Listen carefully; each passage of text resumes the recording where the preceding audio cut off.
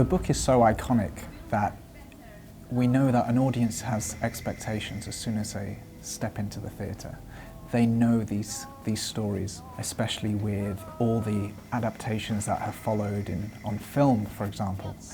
So we started with the original, and from there, with Akram and our dramaturg, Sharon, we looked at what's the essence of the story, but also what do we want to say about now and the world we live in now, and particularly climate change and how we are going against nature. We are trying to dominate nature in many ways.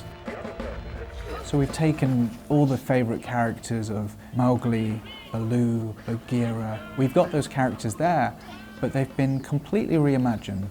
I think one of the biggest changes that we've done is we have brought it to a city. So we're not in a jungle. And this idea of what would it be like for these animals, these outsiders, to congregate in a man-made environment. We're the guests on this earth. We're just passing through. The earth will still be there when we're gone. So if you are a guest in someone's house, for example, would you leave it in the state that we are leaving the world now? And I think that's something that we try to punctuate in the show. How do we want our home to be left for the next generation? And that's something we wanted for the children to see. We want them to see this show and to realise they are the gatekeepers. They are the ones who are the future of the planet. And we need to give them their voice. And that's what hopefully the show will do.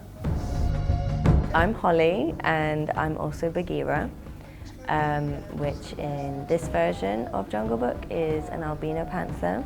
My backstory in a nutshell is that I was taken or stolen from my homeland and then was made to live for humans as their property in their palace. So I had a very regal lifestyle, but I was also very much contained.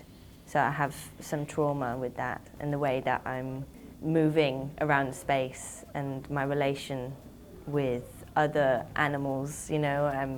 I kind of see them as beneath me, but I'm also still vulnerable and insecure because of my past. There's something slinky and low about Bagheera, but then Bagheera also has to switch it on when there's the meerkats or the bandalog or S1. And I think actually recording the audio helped me embody it so much more, because the whole process of doing voice acting, which I hadn't done before, it changed massively my perception of the piece. I just had to let it bleed into the rest of my physicality and emotions. So it's not just my voice, it's my music, it's my rhythm, it's my intonation. Individually, I feel empowered by exploring being in an animal, being something that is considered less than to wider society. I feel like this piece is pointing a big finger at human beings. I hope kids feel inspired but also learn something.